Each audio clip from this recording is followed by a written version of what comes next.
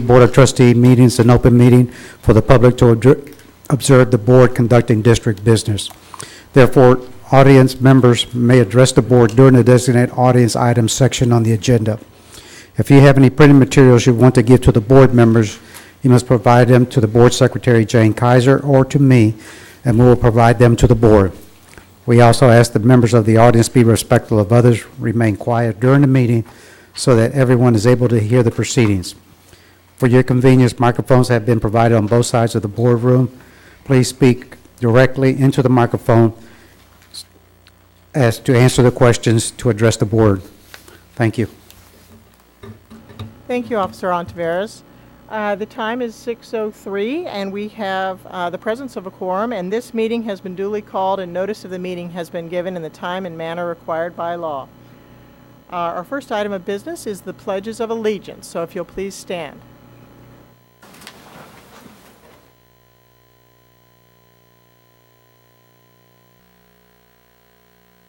Pledge allegiance to the flag of the United States of America and to the republic for which it stands, one nation, under God, indivisible, with liberty and justice for all. Honor the Texas flag. I pledge allegiance to Texas, one state, under God, one and indivisible. If you'll remain standing for a silent invocation, please.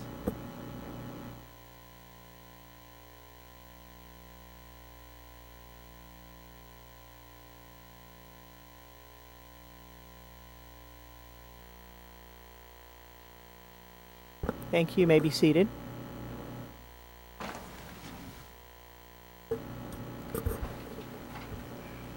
Our next item of business is the recognitions.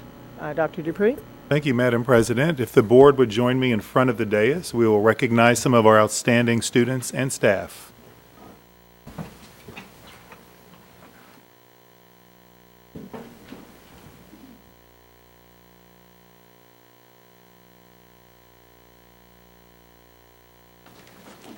Thank you, Dr. Dupree. Tonight we are proud to recognize two Cornerstone Elementary Honor Roll students who led the Pledges of Allegiance. First, Corbin Schodeman.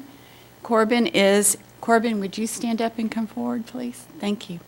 Corbin is a valuable member of Matchbook, an elementary competitive literary team. He shows leadership qualities among his peers and is the Vice President of Student Council. Emily Villalobos is President of the Student Council and has been awarded the Citizenship Award.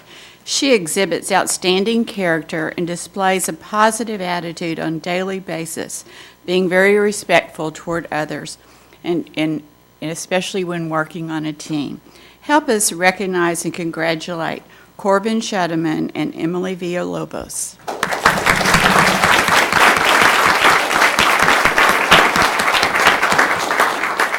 And if you're here tonight to support these talented students, would you please stand up so we can recognize you?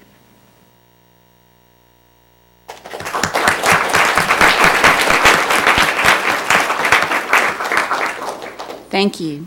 Our next recognition is for Elkins High School senior Grace Chaw's artwork. It was chosen as the class grand champion at the Houston Livestock Show and Rodeo. Her award-winning painting, Helping Pops, was sold at auction for $46,000. Grace receives $7,000, and the rest of the money goes to other scholarships given out by the Houston Livestock Show and Rodeo. And please, I think we've already congratulated her, but help us recognize and congratulate both Grace Chaw and her art teacher, Alyssa Mendiola.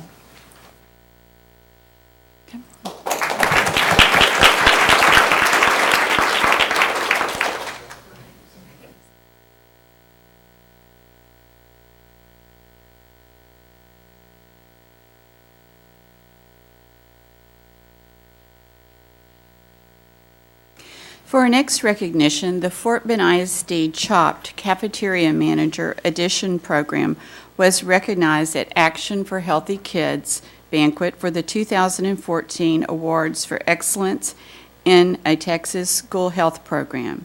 This program recognizes and promotes effective school health initiatives that strive to continually improve the lifelong physical, mental, and/or social well-being of students, staff, and the greater school community. This is the second year in a row for the School Health Advisory Council, SHAC, to win the State Health Awards. The CHOP program is sponsored by the Fort Bend ISD SHAC Nutrition Subcommittee, and these awards include a $25,000 prize, which will be used to continue the CHOP program and other related nutritional programs. And you've already, we're proud to recognize Geneve Haven, Assistant Director of Child Nutrition, and Stephanie Kellum, Health and PE Coordinator. Thank you.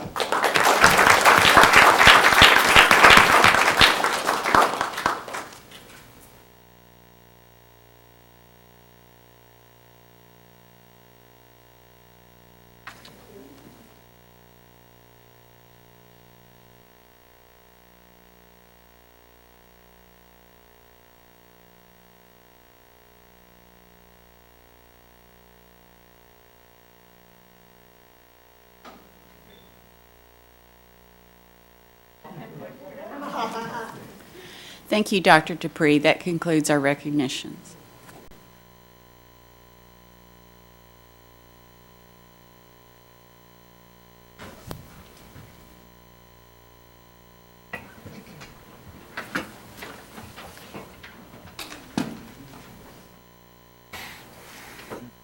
Next on the agenda are the audience items. As mentioned before, each speaker will have 3 minutes, and Mrs. Bailey will give you a warning when you have 30 seconds left in your time. Our first speaker is Londa Singleton. Good afternoon. My name is Londa Singleton, and I am a parent at Hightower High School, and I am here representing Hightower parents and students, and I'm here to protest the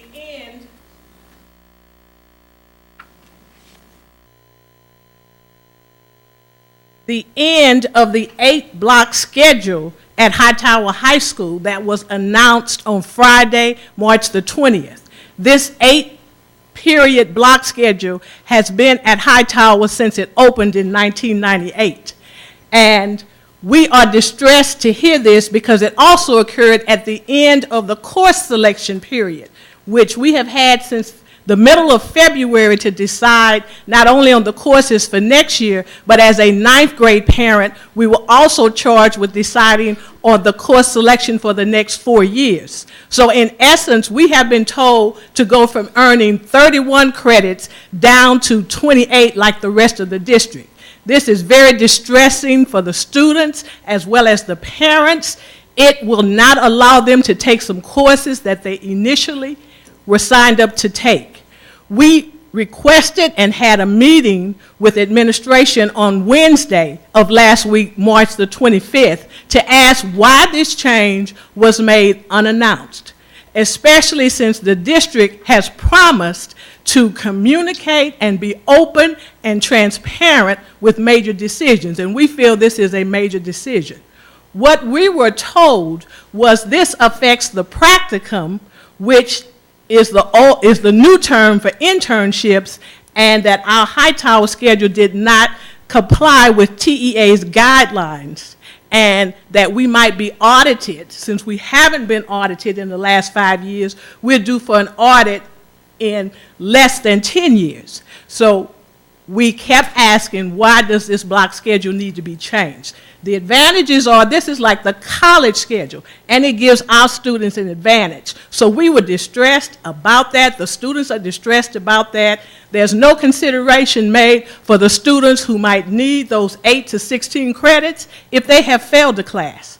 We have longer time for instruction, and it is just beneficial for us. So we want that decision reversed. We feel it is unfair. And my daughter, who is in the class of 2018, reminded me this is the second time that something detrimental has occurred, because she also fell under leave 6th grade in elementary school.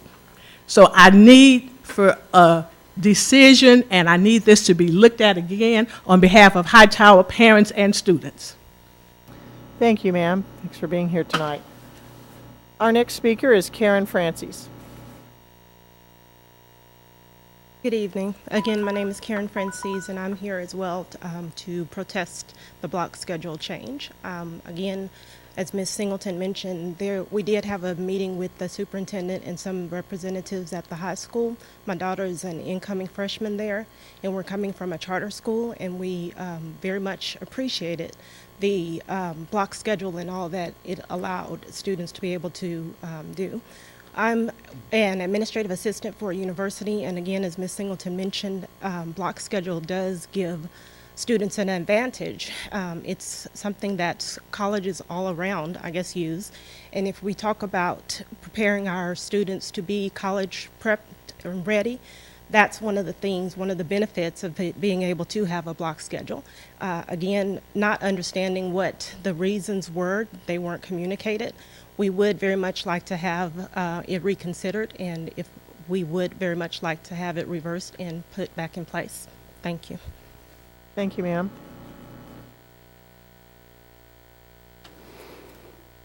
Our next speaker tonight is Nicole Launder.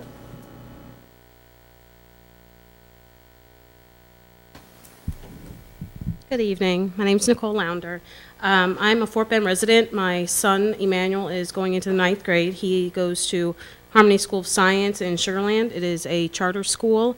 We were informed that in order for him to enroll in summer school, that I go under the same regulations as out of district. I'm not allowed to pre-register. And my question is there a rule or regulation that you're following that just because he doesn't go to a Fort Bend ISD school, that he doesn't get the same privileges as other Fort Bend students?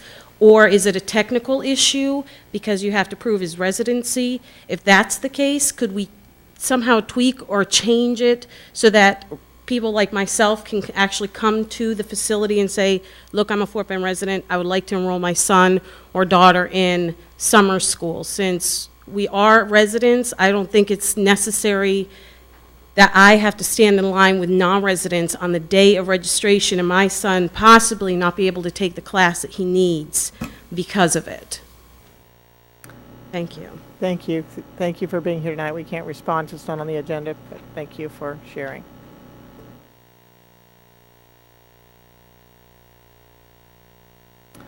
All right, that concludes our audience items. Next, we are on to information items. Excuse me. And our first information item is the internal audit update. And I believe Mr. Greg Gibson is here to give that information to us.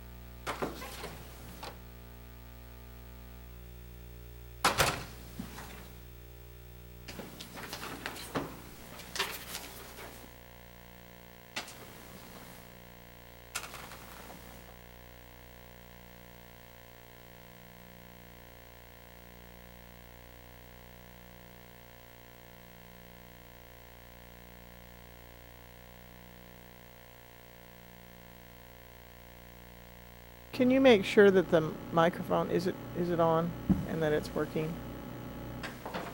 I don't think it is. Now it's on. Ah, that's much better. Thank And you. it probably didn't help that I wasn't standing in front of it. All right. Well, we just know that there are a lot of people who like to watch these proceedings at home, and we want to be sure that they can hear what's said. Thank you so much. Thank you. As I mentioned, my name is Greg Gibson. I'm president of Gibson Consulting Group. Standing to my right is Nat King. Nat was one of our subcontractors and doing one of the audits that we are reporting to this board. The internal audit function reports to the board, and this is the third audit that we are presenting to the